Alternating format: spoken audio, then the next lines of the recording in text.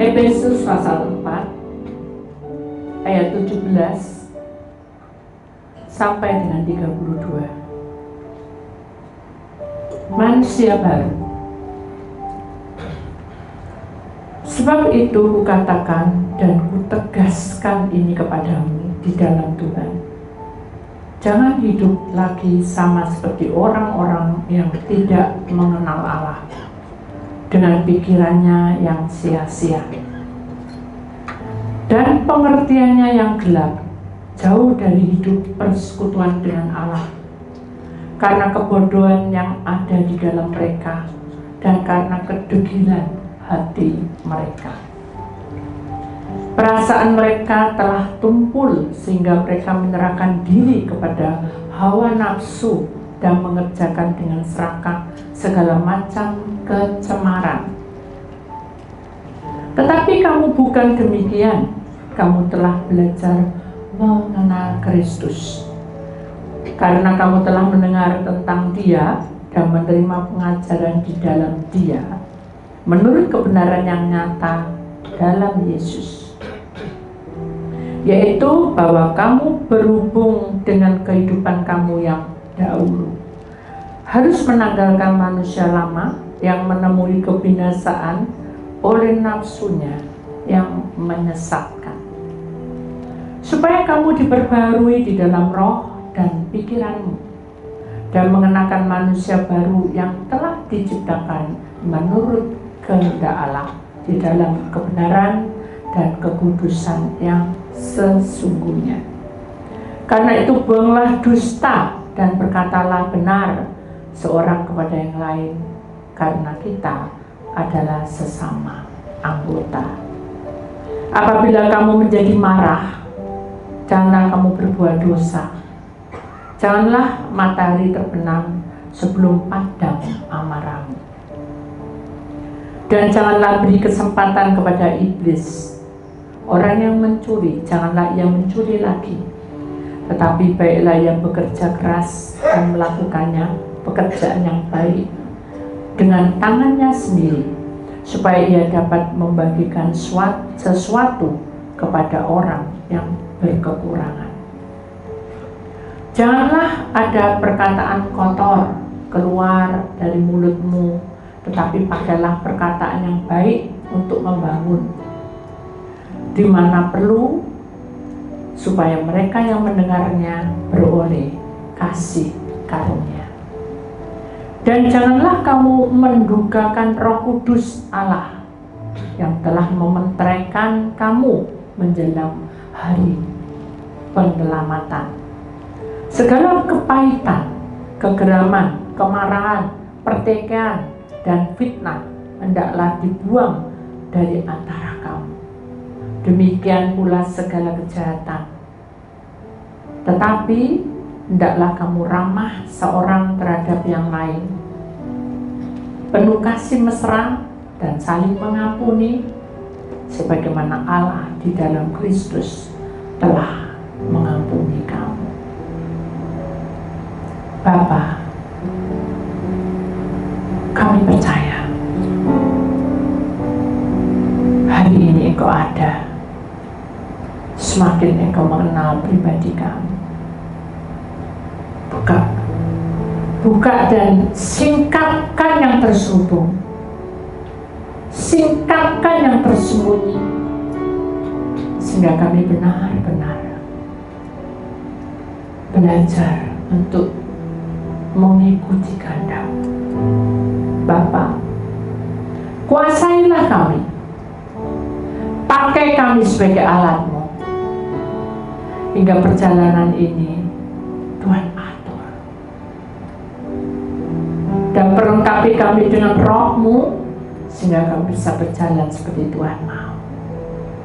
Di dalam nama Tuhan Yesus, Putra Allah yang Tuhan.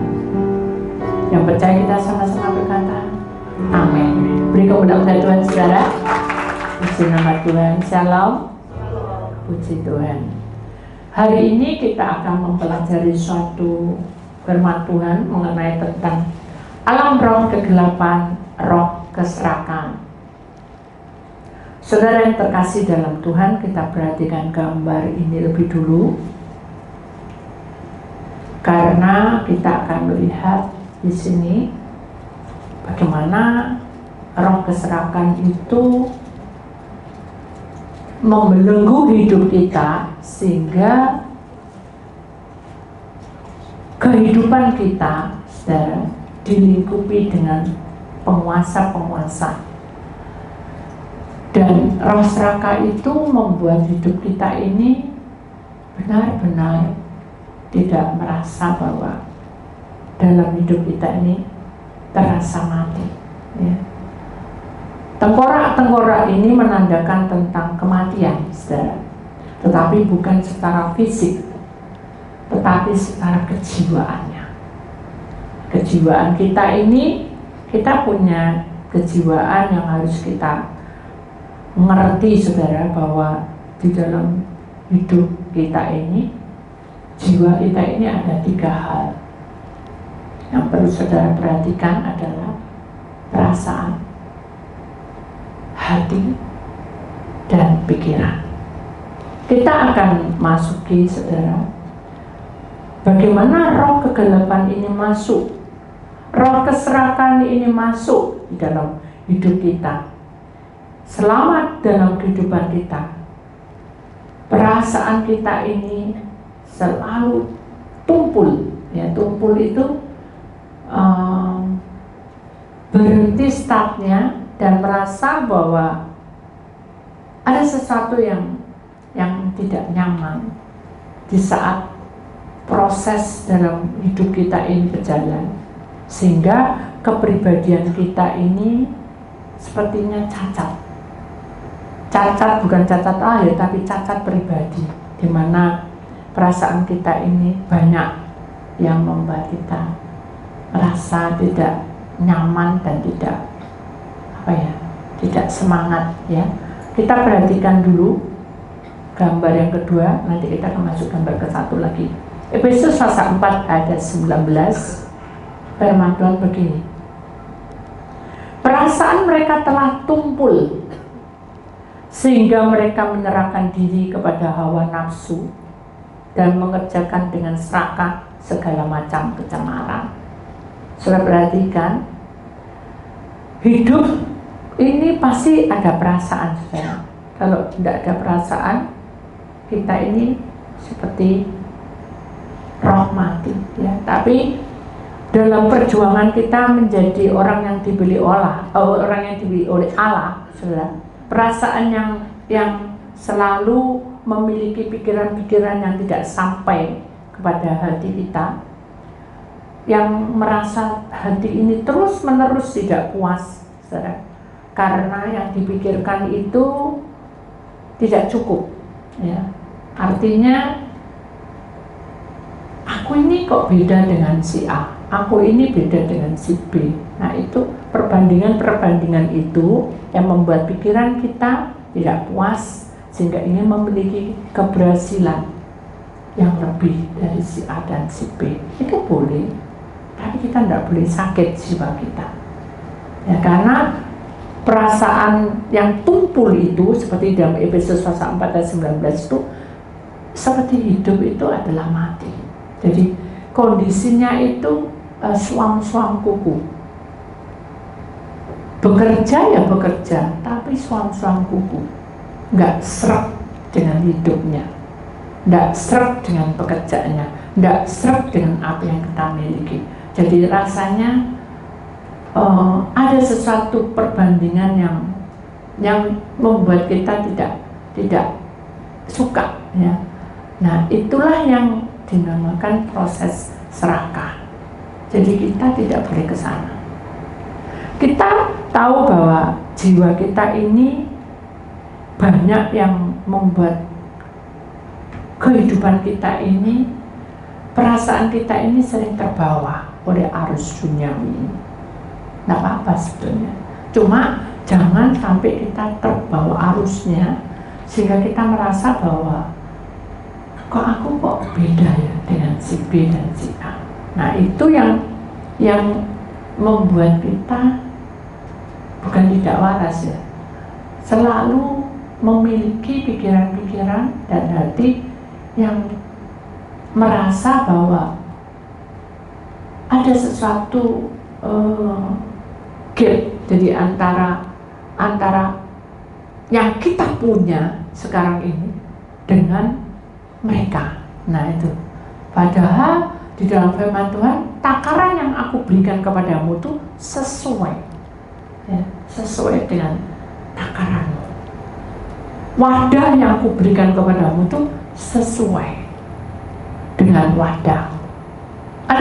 Ada seorang yang konseling pada saya, dia bilang bahwa dari dulu saya itu hidup penuh dengan sakit,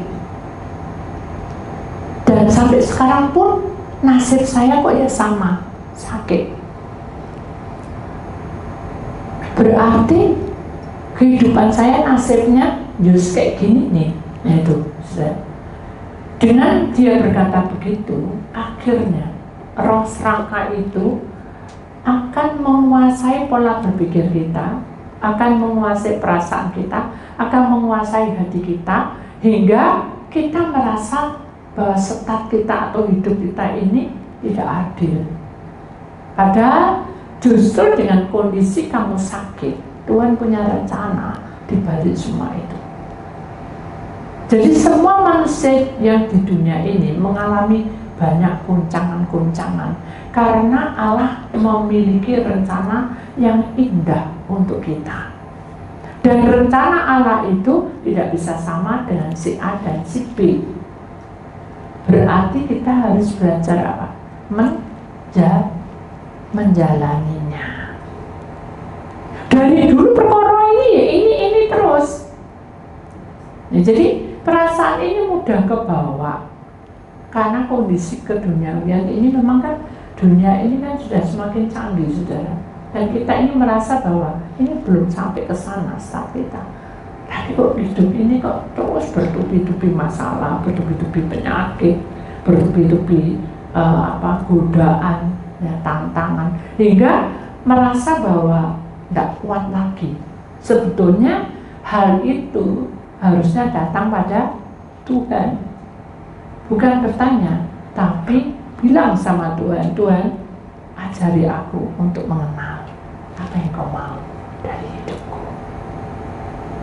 Karena roh serakah ini tidak akan mau mengakui bahwa hidup kita ini tidak sempurna. Dengan tidak sempurna yang Tuhan berikan wadah dan takaran itu, kita harusnya mengucapkan syukur kepada Tuhan. Karena perjuangan kita ini bukan dengan darah dan daging, tapi perjuangan kita ini adalah hidup di dalam kehidupan, ada alam roh dan ada juga alam sadar. Tetapi karena kita tidak mati, kita tidak ada di tengah-tengah itu, kita ini hidup sesuai dengan takaran yang Tuhan berikan dalam hidup kita sehari-hari. Dan persoalan proses ini makin hari makin panjang, sementara kondisi tubuh kita akan menurun dengan umurnya makin bertambah. Mari kita juga belajar di dalam Efesus pasal 4 ayat 19 ini, bahwa kita tidak boleh menyerahkan diri dengan hawa nafsu yang kita punyai, bukan sesuatu yang kotor, tapi pikiran-pikiran yang menyerang kita hingga pada saat kita kerja kita tidak mood. Pada saat kita melakukan pekerjaan kita dalam proses hidup kita, kita mulai sudah menurun, mungkin sepi, mungkin juga nggak pas keuangannya, nggak cukup. Apakah Tuhan memberikan hal seperti itu? Tidak. Lalu bagaimana sikap manusia pada saat ini, pada saat menghadapi hal itu? Harus apa, saudara? Lebih banyak bertanya pada Tuhan dan berusaha. Orang et labora, bekerja dan berdoa. Yang terutama di dalam hidup kita, saudara, kita harus melakukan yang terbaik. Contoh ya, saya bukan yang terbaik, saya itu lemah, saudara. Beberapa hari ini kan kondisi saya lagi menurun kan. karena saya juga ada pelanggaran minum kopi itu, ya. Hingga kalau puasa itu tidak bisa lama-lama.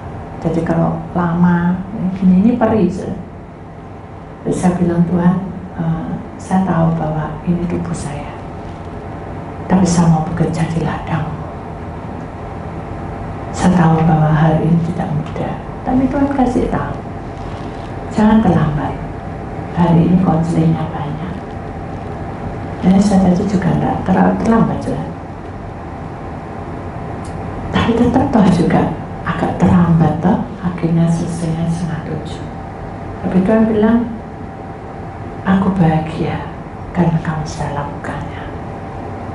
Jadi proses yang kita mau lakukan Tuhan itu belum tentu sesuai dengan yang kita mau. Maunya kita jam 6, tapi kan 6:30. Tapi Tuhan merasa aku bahagia. Kenapa? Karena Tuhan karena kamu sudah mengikutiku. Kamu tidak terlambat. Jadi sama dengan proses raka ini tadi, saudara. Kalau dalam proses hidup kita ini merasa bahwa kita tidak nyaman dalam pekerjaan, kita merasa tidak mampu dalam pekerjaan, lalu dalam pemikiran dan perasaan hati kita tidak mood untuk melakukan pekerjaan itu, bisakah pekerjaan itu berkembang? Lalu, bisa nggak? Kalau kita tidak mood, tidak bisa. Kerja pun kita tidak rasa-rasa, betul nggak? Kalau saya sakit dan saya teruskan, saya memang perih, tapi saya terus tidak mood, mana bisa saya melayani? Jadi saat saya bilang, Tuhan, ya sudah tak serahkan sama Tuhan, ngeriang-ngeriang nggak apa-apa, tapi Tuhan yang atur. Buka kronologinya. Nanti kamu makan ini, ya kamu harus ini, siapin ini obatnya, ini. Jadi Tuhan disediakan, sehingga roh serakah itu tidak mengikuti. Kalau saya terus-terusan, saya tidak bisa Tuhan, saya tidak, maaf ya Tuhan, dim, lama-lama saya tidak pelayanan. Terus kemana arahnya? Melihat orang, wah itu, ini contoh ya. Kemarin saya ada di satu mall, saya tuh salah masuk ke lantai yang paling atas. Saya kaget, ada baju semua serba hitam. Kemudian dia ada yang mengarahkan, sebelah sana yang berdoa. Di kelompok-kelompok itu berdoa. Ada yang bicara, ada yang bertanya. Pokoknya kayak gitu, mereka melakukan kegiatan masing-masing. Ketika saya berjalan, kaki saya itu terasa tidak bisa cepat. Tak cepat tidak bisa. Tuhan izinkan supaya saya bisa melihat pemandangan itu.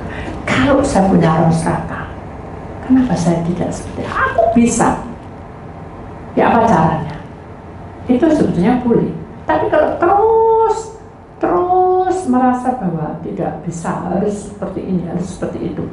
Nah, kalau itu bukan kehendak Tuhan, tidak bisa. Betul? Halo?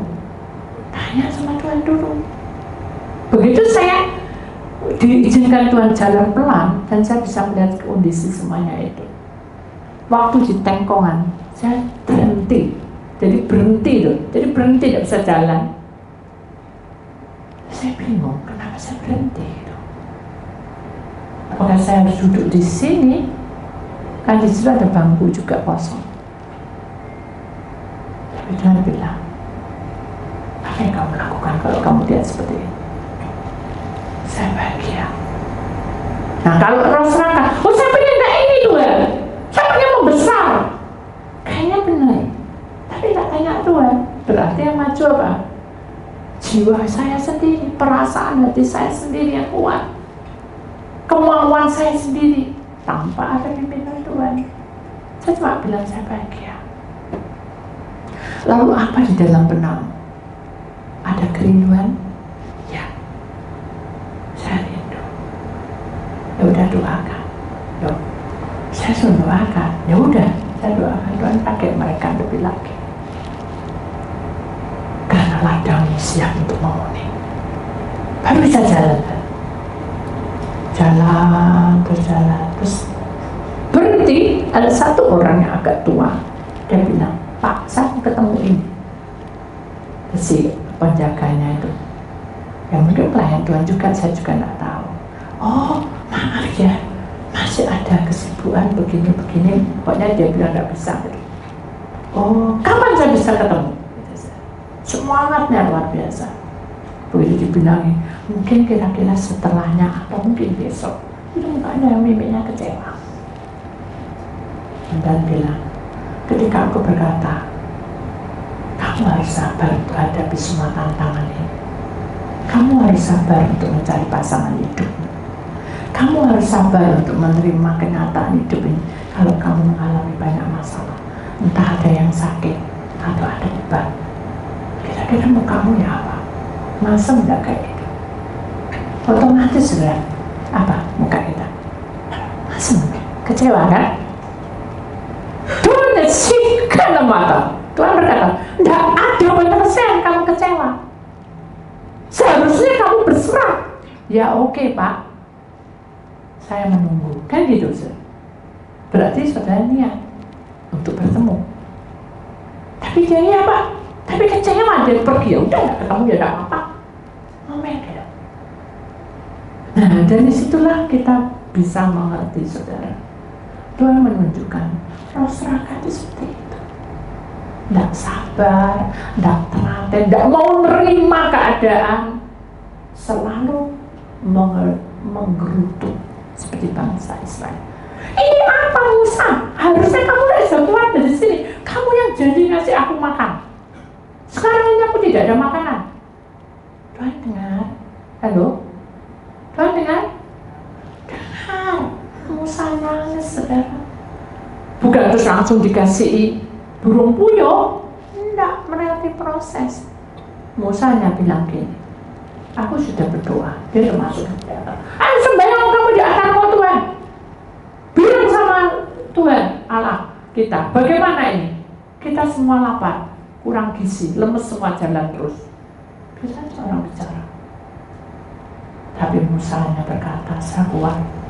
Dia berkata, kamu harus tabah dan sabar. Karena Allah melihat kesetiaanmu. Barang siapa yang setia pasti akan melewati semuanya dan mampu. Akhirnya saudara yang bersungut-sungut ngomel terus tidak ada damai.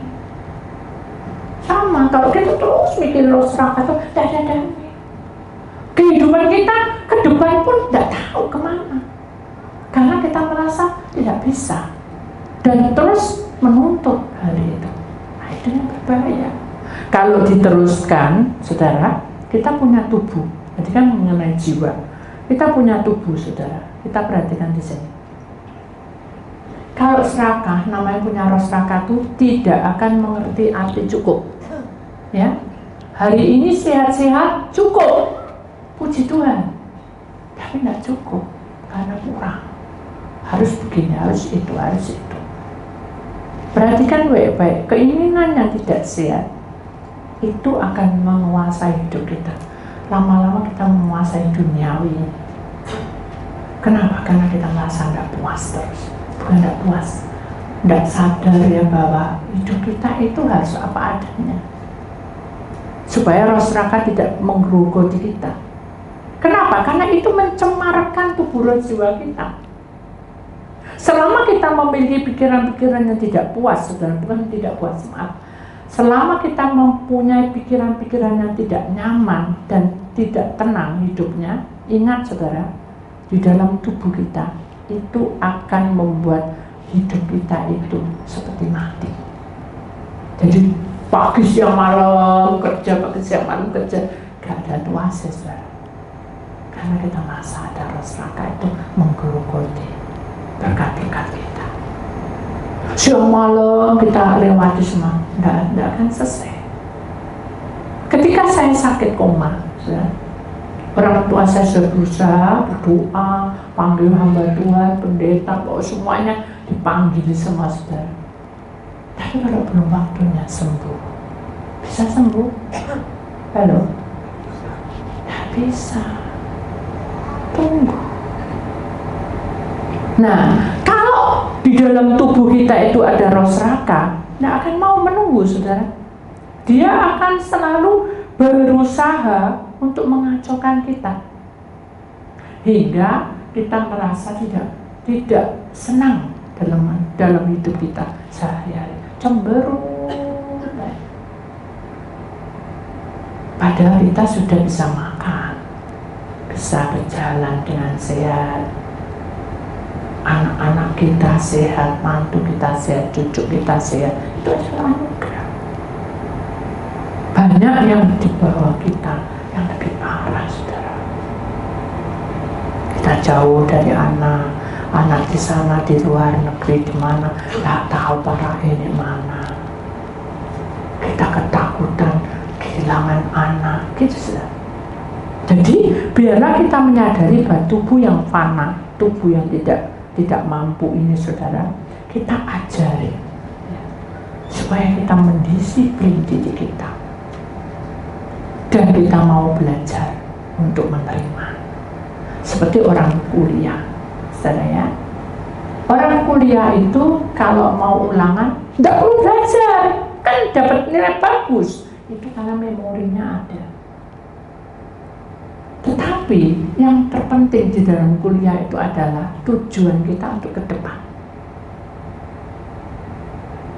Kalau dalam masa hidup kita kuliah kita punya masa depan, berarti hidup kita ini selalu di dalam roh jiwa yang sehat. Tapi kalau di dalam kuliah kita hanya asal-asalan,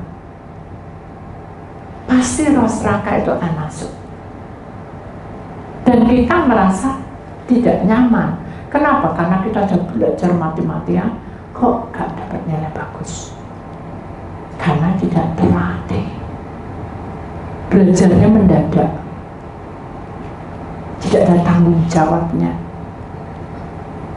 Jadi mari kita belajar untuk memahami, saudara ya, bahwa di dalam Efesus pasal 4 ini ya, ayat 17-32 itu mengenai tentang kronologi hidup kita sehari-hari. Karena kita merasa bahwa hidup kita ini tidak berkembang, gini-gini. Padahal umur kita makin bertambah, kesehatan kita masih baik, tidak kena corona, kita baik-baik. Yang tak jaga, ya masa dijaga kalau tidak Tuhan menjaga mana bisa? Kita enggak. Semuanya itu kan atas perlindungan ilahi di atas sana. Kalau Tuhan izinkan hidup kita itu sehat walafiat sampai detik ini, itu ada satu anugerah.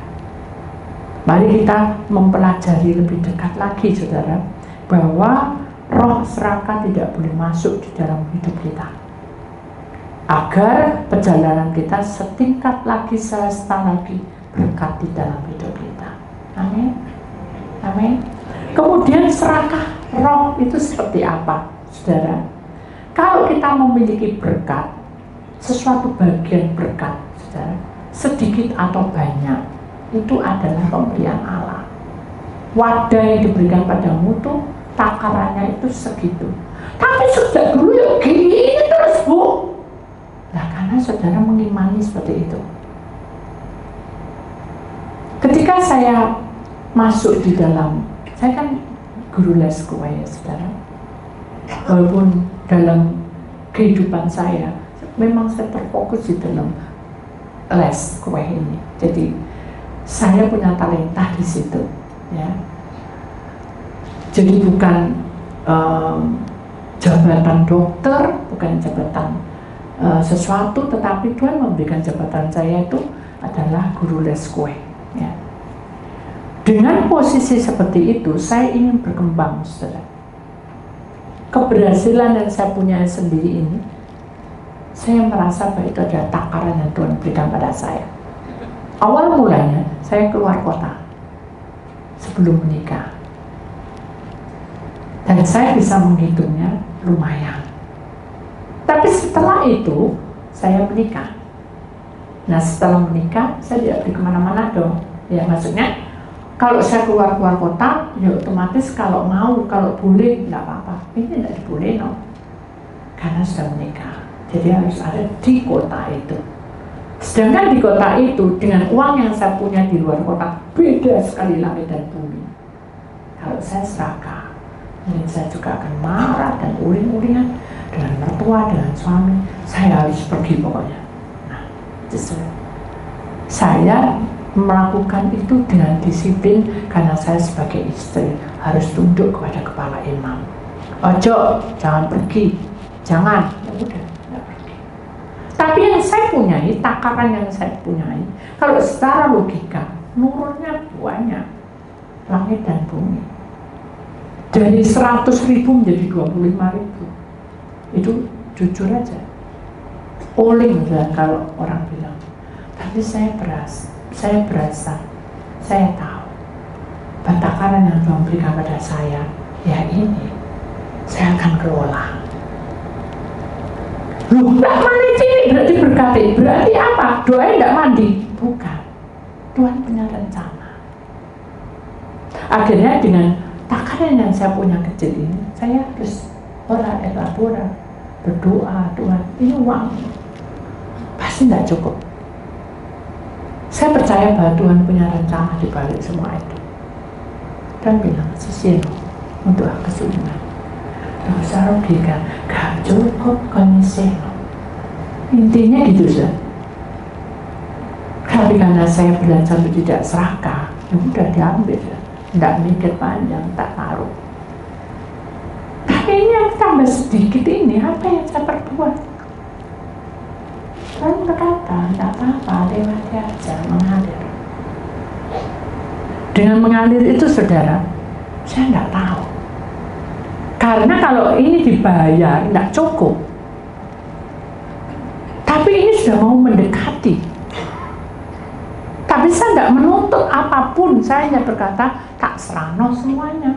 Tapi dengan senyum dan gembira, tidak menuntut apapun.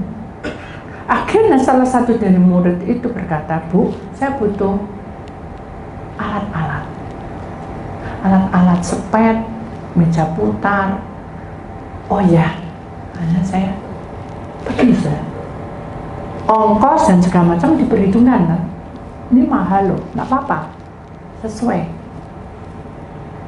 Sudah dikumpulkan semua hasilnya, kan bilang kasih lagi. Loh, masih tidak cukup ini.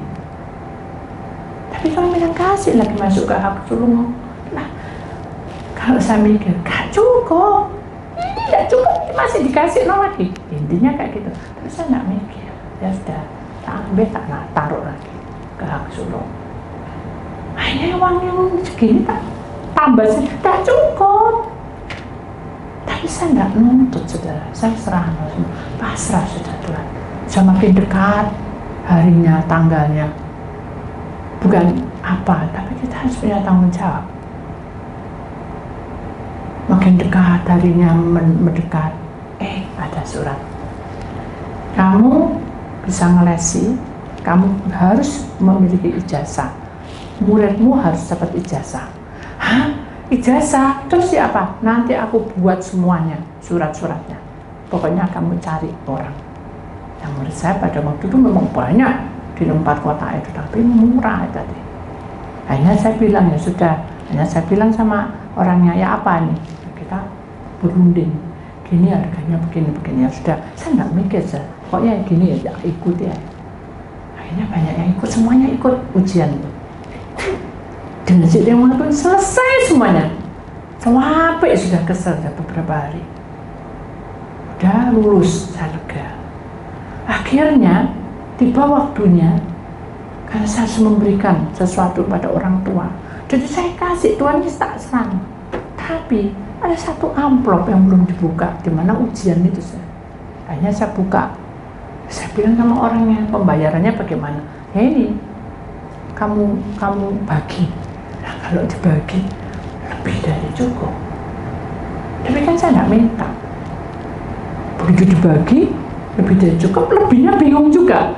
Ini sudah saya bayar ke orang tua, tapi saya bilang, ini apa Tuhan? Lebih ini. Untuk apa? Padahal kita juga butuh ya. Kalau rasa raka itu tidak di dalam hidup kita, kita selalu tanya sama Tuhan. Intinya seperti itu. Akhirnya Tuhan bilang, sudah, enggak apa-apa, simpen. Sudah saya simpen. Tapi saya juga butuh untuk beli ini, beli itu. Tapi saya simpen. Dengan nyimpen itu, tiba-tiba orang datang les. Saya butuh ini Bu, butuh ini Bu, butuh ini. Jadi lebih dari apa yang saya minta. Tuhan ajaib. Tuhan ajaib. Beri kemuliaan Tuhan saudara. Ya, jadi pada intinya Efesus 4:19 kita ini tidak boleh tumpul pikiran kita, jiwa kita, perasaan kita, hati kita, dan tubuh kita juga tidak boleh menyerah. Roh kita juga harus semangat bersama dengan Tuhan, karena hubungan yang dekat itu akan menuntun kita menuju ke masa depan. Amin. Jadi kalau kita sudah punya masa depan, maka Tuhan akan memberikan yang terbaik untuk kita. Amin. Kita lewati saudara, belajar saudara, karena di dalam Efesus 4 ayat 19 ini menunjukkan bahwa tengkorak-tengkorak itu adalah hasil dari kehidupan kita yang tidak merasa nyaman tadi, sehingga kita seperti orang mati. Padahal kita hidup, tidak ada guna. Tengkorak ini bisa jalan, tidak bisa. Dalam perjalanan ini kamu adalah anak perang. Jadi kita tidak boleh tinggal di dalam posisi seperti ini. Amin. Kita lihat dari gambar pertama dulu. Saya ingin jelaskan. Perhatikan situ saudara, itu ada tengkorak, tangannya dan sebelahnya itu lubang. Saya tahu bahwa ini memang gambaran yang tidak nyata, tapi menurut saya di dalam roh, iblis itu menggerogoti seluruh hidup kita sampai ke dalam pikiran kita. Jadi seperti tengkorak tadi itu yang penuh dengan banyak hal di sini yang membuat orang stres dan depresi. Tahun 2024 sampai 2026 persoalannya sangat berbeda. Bukan pada masa-masa yang dulu, tapi sekarang ini adalah benar-benar menyingsingkan tangan kita dan benar-benar berjalan dan bekerja semakin giat selagi kamu ada waktu. Amin. Mari kita belajar saudara, karena dengan hasil yang sedikit itu saudara doa dan saya serahkan hak sulung saudara, saudara serahkan hidup saudara ke dalam Tuhan. Allah tidak pernah berhutang padamu. Amin. Jadi kita harus mengimani saudara, karena dengan perjalanan ini roh keserakahan itu tidak menggerogoti pikiran pola hidup kita, sehingga kita hambar. Tahu hambar? Tahu hambar? Tahu maksudnya hambar enggak? Contoh nih, karena dalam hidup kita sudah hambar suami istri. Aku ambilkan makan, hambar. Nggak ada doa, nggak ada apa, taruh aja. Loh kok cuma nasi tok? Duitnya mana? Lagi tengkar. Makanya mana? Kamu kan nasi berapa? Anak-anak tengkar saja. Tapi kalau kita suka cita, aku makan. Walaupun di depan kita nasi, kita pasti melihat kiri kanan, ada kecap nggak ya? Oh nggak ada. Ada garam nggak ya? Oh nggak ada. Ya udah makan nasi aja, kita mensyukuri. Itu beda. Hubungan suami istri pun juga menjadi indah, tetap indah, tidak berubah. Saya contoh aja anak muda. Kalau kita fokus dengan masa depan dan kita punya betul-betul hidup bersama dengan Tuhan, roh serakah tidak ada, kebencian, kejengkelan dan hal-hal yang tidak baik tidak ada. Kita belajar itu saja. Dia akan tetap di mana dia kuliah, fokus ke kuliah, nggak macam-macam. Mau diajak kayak apa, kuning, hijau, merah, tetap memandang ke depan. Saat dia ada di kerjaan, dia tumadesi, dia tetap di dalam pekerjaan, dia perhatikan pekerjaan itu. Karena dengan pekerjaan itu, kita akan menjadi saling mengisi, saling mengisi, tahu saling mengisi, saling memahami. Kenapa? Karena kita perhatikan. Walaupun kita tidak ngomong, kita akan bisa kompak dengan si A dan si B, karena sudah pernah menjalaninya. Jadi fokus saudara, fokusnya itu tidak terpecah-pecah, sehingga kita bisa lari cepat walaupun banyak goncangan. bersama Tuhan kita melewati semua itu. Amin. Kita terfokus. Dan ingatlah baik-baik, setiap firman yang keluar itu tidak akan hilang selama kamu simpan menjadi arsip dan kamu kerjakan. Tahu, sudah paham? Itu tidak hambar namanya. Jadi ketika dibilangi, oh ini saudara kayak gini ya, oh berarti aku enggak boleh kayak gini. Oh udah, aku enggak mau. Itu belajar. Itu berarti bahwa saudara itu tidak mati seperti tengkorak. Hidupnya tidak kacau, sehingga otak kita tidak dipenuhi dengan hal-hal yang tidak baik. Amin. Kemudian kita lihat gambar yang kedua. Mengapa di sini banyak tengkorak-tengkorak? Karena kehidupan manusia tidak lebih dari ini. Kalau selama kita tidak memiliki Tuhan dan tidak memiliki kemuliaan Tuhan, tidak punya masa depan, maka kita selalu akan seperti ini. Dan sungguh-sungguh tidak berharga. Kenapa? Iblislah yang akan menguasai kita, sehingga kita tidak ada kehidupan sama sekali. Maukah kita seperti itu? Oh, nggak mau. Kalau nggak mau, ayo bangkit.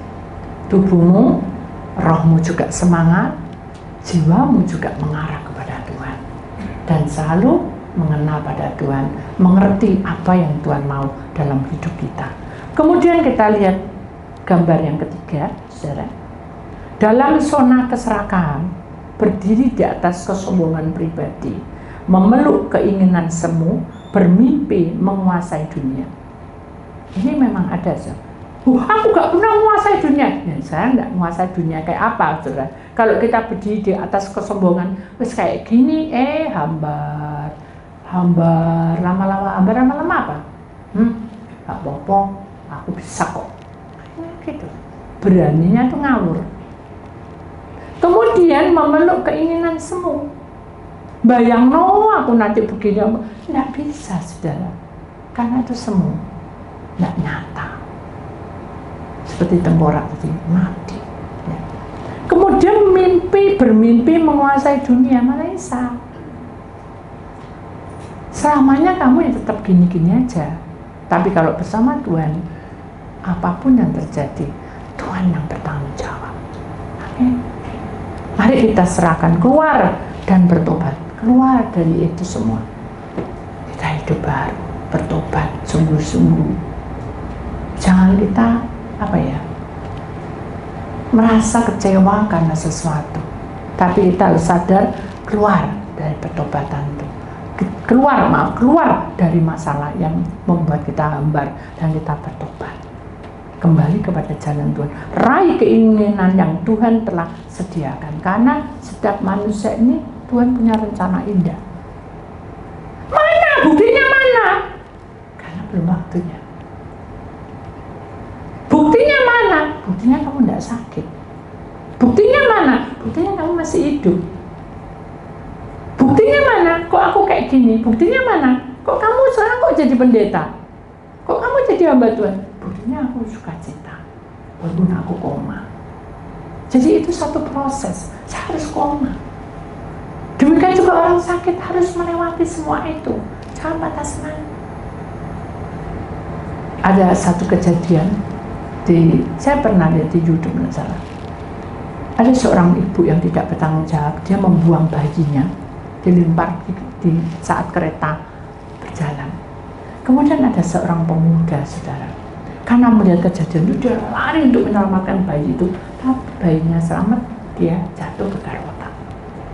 Jadi hidupnya tidak bisa kerja, tidak bisa apa-apa, jadi pengangguran. Tapi dia percaya, apapun yang dia lakukan, dia percaya Tuhan punya maksud. Mengapa saya harus koma seperti ini? Mengapa saya harus seperti ini gegar otak? Dia percaya. Akhirnya waktunya tiba, saudara. Dia sudah beringos, sudah tua. Kasarannya begitu, saudara. Berapa tahun dia nganggur seperti itu. Untung dia hidup. Itu orang bilang, itu nyawa nemu. Lalu ada kejadian lagi, saudara. Bukan sama bayinya, tapi ada kejadian yang membuat ada orang yang bunuh diri. Saya lupa, ada orang bunuh diri, nggak salah. Dia lari, saudara, untuk bantu. Padahal dia ini stroke, sudah jatuh karena ininya sudah pecah. Jadi tidak ada pertolongan, tapi Tuhan izinkan itu, melihat itu, dia lari dan menolongnya. Dia jatuh lagi yang kedua, dan jatuh yang kedua itulah dia tidak apa-apa, dia sembuh. Jadi pada intinya semua kejadian di dunia ini, saudara, kita tahu bahwa Tuhan punya rencana. Jadi kita tidak boleh masuk dalam roh serakah, sehingga kita merasa perbandingan-perbandingan itu akan ada dalam hidup kita. Itu bahaya sekali. Kalau kita bersaing tidak apa-apa untuk sehat tuh ya. Kalau bersaing satunya pakai perdukunan itu beda lagi. Tapi kalau bersaing dengan sehat tidak ada masalah. Jadi intinya keluar dan bertobat, raih keinginan yang Tuhan telah sediakan, ambil bagianmu, berlari menuju keabadian. Amin. Jadi kalau selama ini sudah mengalami banyak hal, sudah teduh, tenang, dan pintar maju, lihat ke masa depan, dan tetap berusaha. Amin. Tuhan tidak pernah berubah, kuasanya tidak pernah berubah. Itulah firman Tuhan, saudara, yang kita sadar bahwa tengkorak-tengkorak ini akhirnya, kita lihat gambarnya, saudara, perhatikan gambar ketiga, saudara, akhirnya dibakar di neraka. Ya, tidak ada satu kuasa pun. Jadi kita tahu bahwa akhir dari tengkorak-tengkorak ini, saudara, akan mati di neraka. Dan sia-sialah hidup kita. Berarti hidupmu berada di pandangan Allah itu untuk apa? Kalau akhirnya kita seperti ini, kita harus belajar. Amin. Ya, itulah firman Tuhan. Biar Tuhan akan membuka hati kita, dan Tuhan pasti memberkati kita, di mana kita memiliki kuasa Tuhan yang luar biasa di tengah-tengah